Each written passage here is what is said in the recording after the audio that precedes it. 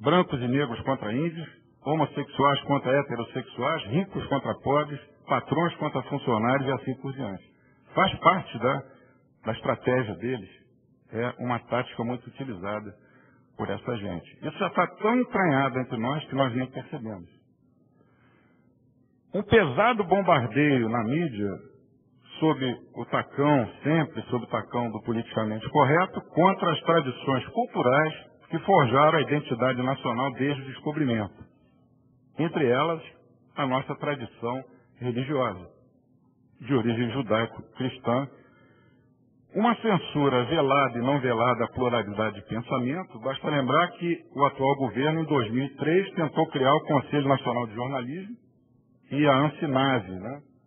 E neste ano de 2008 fundou uma TV estatal, um claro elemento de propaganda típico de todos os regimes populistas ou ditatoriais, tanto de esquerda como de direita. Uma TV estatal, em pleno ano de 2008, no mínimo, é algo estranho. Na religião, a praga do relativismo moral ataca toda e qualquer tradição religiosa, especialmente o catolicismo, que é a nossa principal tradição, sob o falso argumento do Estado laico. Ora, ser laico não significa ser imoral nem ser amoral. Infelizmente, setores minoritários, mas muito barulhentos da própria Igreja Católica contribuem para isso, especialmente no campo, quando adotam, por uma mistura de má-fé, com ignorância econômica em alguns casos e por pura má-fé em outros, posturas incompatíveis com a doutrina social da Igreja, que eles deturpam abertamente, como são os marxistas da chamada teologia da libertação, Nivaldo conhece muito bem, que se infiltraram na Igreja por dentro para tentar destruí-la de dentro para fora. Terceiro item ainda no campo da religião, uma confusão proposital entre progressismo e relativismo moral. Por exemplo, ser contra o matrimônio entre pessoas do mesmo sexo e defender a sacralidade do matrimônio é ser medieval, obscurantista, conservador radical. Defender posições opostas a essas é ser progressista. Olha o Ortega y Gasset e o Fauvin, novamente. O homem está pneumaticamente doente. Isso é reflexo disso. Na economia, que é o meu campo, aqui eu poderia falar 80 horas. Eu vou falar rapidamente porque eu não vejo condições de nós dizermos que existe ainda um capitalismo no Brasil e eu acho que vai ficar claro por quê, apesar do esforço da nossa classe empresarial. Primeira, isso já foi falado aqui de manhã, dificuldade para abertura e para o fechamento de empresas. São 152 dias em média para se obter autorização para abrir um negócio e 10 anos em média para fechar. A mentalidade que prevalece aqui é a seguinte: fulano de tal quer abrir uma empresa, e deve ser pilantra. Aí ele tem que provar que é honesto. Muitas vezes, para provar que é honesto, ele é forçado a ser desonesto. É uma mentalidade anti-empresarial que nós temos que combater. Uma legislação trabalhista anacrônica com encargos excessivos.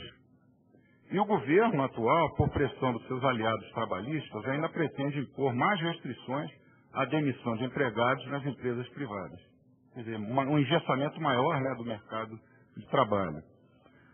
Terceiro, uma enorme burocracia que prejudica os negócios e inibe o empreendedorismo. O Brasil ocupa a 122ª posição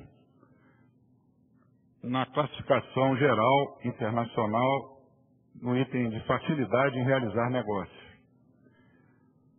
4. O chamado tributo burocrático também é impressionante. De acordo com o Banco Mundial, são 2.600 horas anuais gastas em média pelos empresários nacionais contra 350 horas nos Estados Unidos e 105 na Alemanha.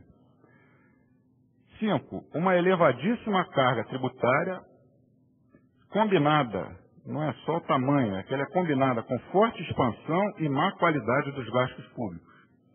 As despesas correntes do governo federal saltaram de 339 bilhões de reais em 2002 para 657 bilhões no final de 2007. Um aumento de 94%, enquanto o crescimento nominal do PIB no mesmo período foi de 73%. E a receita corrente aumentou em termos nominais, mais do que o PIB, 92%, mas menos do que o crescimento das despesas. Sexto, a carga tributária em 2002 era 32,65% do PIB. Hoje é de 37% do PIB, mas pela metodologia anterior de cálculo do PIB, ela já seria de 39,9% do PIB. Nos primeiros meses desse ano, a arrecadação federal bateu e continua batendo recordes, mesmo com o fim da CPMF. Nós trabalhamos 147 dias de graça para o governo. Quer dizer, os brasileiros, em média, só começam a ganhar dinheiro para eles próprios no dia 27 de maio de cada ano. Ninguém é contra o Estado. O Estado é essencial. Agora, nós precisamos do Estado para nos servir, não para se servir de nós.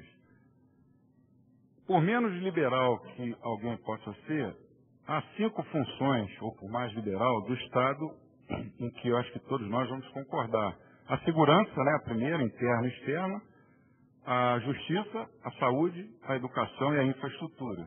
Nós pagamos impostos até o dia 27 de maio. Como é que anda esses 5 itens? Como é que anda a segurança, interna e externa?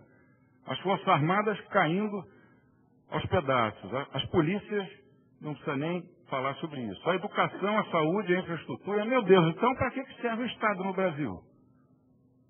Só para se servir de nós, para arrecadar? O que eles nos dão em troca? Se nós somarmos a essa carga tributária os altos serviços, que é o que nós somos forçados a gastar com saúde, educação, previdência privada, porque não confiamos nos serviços públicos, a relação aumenta entre 10% e 15%. E se nós somarmos a isso a carga legal, aquela que é decorrente da lei, mas não é recolhida por fatores como inadimplência, sonegação, corrupção, ela aumenta alguma coisa entre 15% no mínimo. Nesse caso, nós trabalhamos até a segunda quinzena de agosto de cada ano. Isso quer dizer que a carga legal aprovada pelo Legislativo está entre 65% e 70% do PIB. Não dá para dizer que o Brasil é um país, é uma economia capitalista, com o Estado sugando o setor produtivo dessa forma. Oitavo item, uma estapafúrdia complexidade do sistema tributário e distorções dos tributos indiretos, cumulatividade, aberrações relacionadas à tributação interestadual do ICMS, tributação excessiva sobre folha de pagamentos e custo elevado sobre as empresas. Só o ICMS tem 27 legislações com mais de 40 alíquotas diferentes. Como dizia o Roberto Campos, é um manicômio tributário, é um hospício fiscal. Outro item, entra governo e sai governo, desça daquele partido, a situação não muda. De acordo com o Instituto Brasileiro de Planejamento Tributário, que tem sede em Curitiba, né? No governo Collor, a carga tributária subiu 3,2 pontos percentuais. No governo Itamar, também 3,2. Nos 8 anos de Fernando Henrique, 4 pontos percentuais. E no governo Lula, até o final de 2007, aumentou 3,4 pontos percentuais. Desde a promulgação da nossa Constituição dos Miseráveis, de 88, ela cresceu 16 pontos percentuais, o que corresponde a um aumento de 80%. Aumento esse que só é comparável aos da miséria e aos da pobreza. De acordo com os especialistas do IBPT, 10º ponto, um brasileiro que nasce em 2008, com expectativa de vida de 72,3 anos, está condenado, já ao nascer, a 29,3 anos de trabalhos forçados apenas para pagar tributos. As pessoas não se dão conta dessas coisas. Quando nós juntamos tudo isso, todo o trabalho desses filósofos fica evidente. Ainda tem mais, um baixo nível de investimentos em infraestrutura e limitações na oferta de geração e distribuição de energia. Entre 2005 e 2006, o tempo médio de espera de navios para atracar em portos brasileiros aumentou 78%.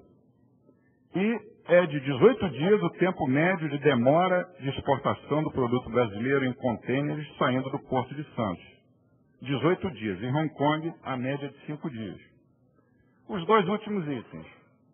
Uma forte elevação nos preços da energia mas por uma opção ideológica, olha o Foro de São Paulo aí, e fidelidade aos companheiros da América Latina, né, o somatório das pobrezas, segundo eles, vai ser igual à riqueza, o país mantém-se vulnerável ao fornecimento de gás boliviano.